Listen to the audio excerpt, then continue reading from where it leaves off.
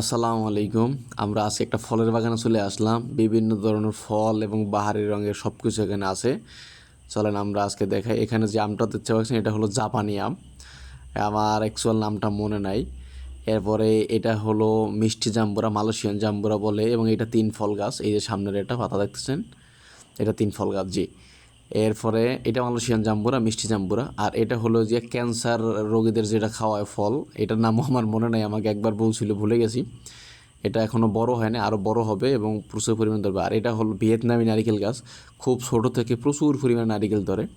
এটা হলো থাই পেঁপে। এটা একদম গাছের নিচ থেকে একদম উপর পর্যন্ত ধরে। এক একটা গাছে আপনার প্রায় 50 কেজি, 60 কেজি, এবং কিছু কিছু গাছে 100 কেজি প্লাস পেঁপে ধরে আর কি। এটা কল্পনা করা যায়, এত পরিমাণে ধরে, হিউজ পরিমাণে। এরপরে আমরা যেই মরিচ গাছগুলো দেখতে পাচ্ছি সামনে, এই মরিচ গাছগুলো আপনার প্রায় 12 মাস মরিচ থাকে, এবং আপনি আসলে না দেখলে বিশ্বাস করতে পারবেন না। এই মরিচ গাছে আপনার বিভিন্ন জাতের মরিচ আছে এখানে এই মরিচ খেতিতে। টক, তারপরে ঝাল মরিচ, হ্যাঁ, মিষ্টি মরিচ, বিভিন্ন ধরনের মরিচগুলো আছে, এবং যেগুলো ঝাল, অতিরিক্ত ঝাল, যেগুলো মিষ্টি এগুলো মোটামুটি মিষ্টি আর কি। জালগুলা এত পরিমাণে জাল যেটা আসলে ব্লিপ করা যায় না, এত পরিমাণে জাল। এটা দেখে বোঝা যায় না, মরিচ ছোটো ছোটো।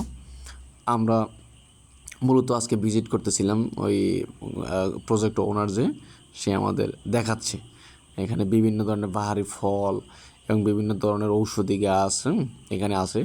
একে 2 জাতের ফল, ক্যান্সারের পূর্ববর্তী সময়ের একটা ফল আছে এবং ক্যান্সারের পরবর্তী সময়ের একটা ফল আছে। ক্যান্সার পূর্ববর্তী সময়টাকে ননি ফল বলে।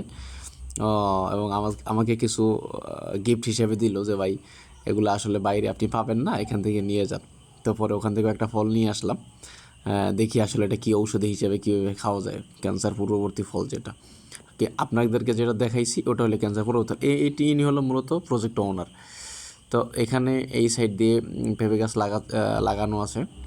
এই সাইডের যে প্রজেক্ট আছে, প্রজেক্টের পারে বিভিন্ন পেঁপে গাছ এবং বিভিন্ন সবজি লাগানো আছে, খুব সুন্দরভাবে হয়েছে আসলে। এখানের কেয়ারটেকার যারা আছে ওরা পরিপূর্ণভাবে এই পরিচর্যা না করাতে হিউজ পরিমাণে ঘাস এখানে উঠছে। তো ঘাসের ফাঁকে ফাঁকে আবার বিভিন্ন লাগানো আছে। তো এই যে দেখেন এখানে একটা পেয়ারা গাছ, এটা মিষ্টি পেয়ারা। তো আমাদের জন্য পেয়ারা ছেড়ে নিয়ে আসলো। আর এটা হলো গিয়া ওই যে থাইল্যান্ডের নারিকেল গাছ। এই দেখেন কত সুন্দর নারিকেল হয়েছে। এটা বেশি দিন হয় না, মূলত গাছের বয়স 1 থেকে 1.5 বছর। এটা 3 বছর পরে ফল হবে। এগুলো হলো মালটা, দেশি জাতীয় মালটা, গ্রিন মালটা। এইগুলো হলো আপনার ওই যে ব্রুনাই কিং। এই আমগুলোকে বলা হয় ব্রুনাই কিং আম। এটা ব্রুনাইয়ের রাজার নাম অনুসারে করা হয়েছিল।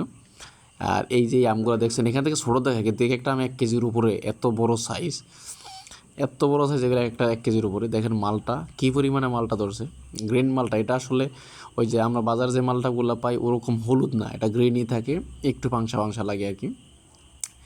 এইটা কি আম জানি না, খুব ওজন এবং খুব ভারী, অনেক দেখতে ছোট হইলেও। এটা দেখেন, এইটা থাইল্যান্ডের আম। থাইল্যান্ডের আমগুলো খুব সুন্দর এবং গোল গোল, এটা পিঙ্ক কালারের, মানে দেখতেও অসাধারণ লাগতেছিল, খুব ভালো লাগতেছিল দেখতে। কালারটা খুব সুন্দর আসছে। এইটা কি আম জানি না, এটা অন্য জাতের আম।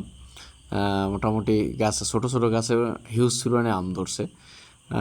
এটা এখনও পাকে না, এটা পাকতে আরও সময় লাগবে। এটা দেখতে ব্যানানা মনে হয়, কিন্তু আসলে ব্যানানা না, এইটা একটা অন্য জাতের আম।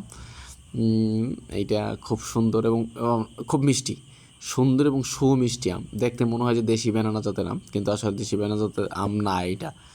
তো ধন্যবাদ, সবাই ভালো থাকবেন, আসসালামু আলাইকুম।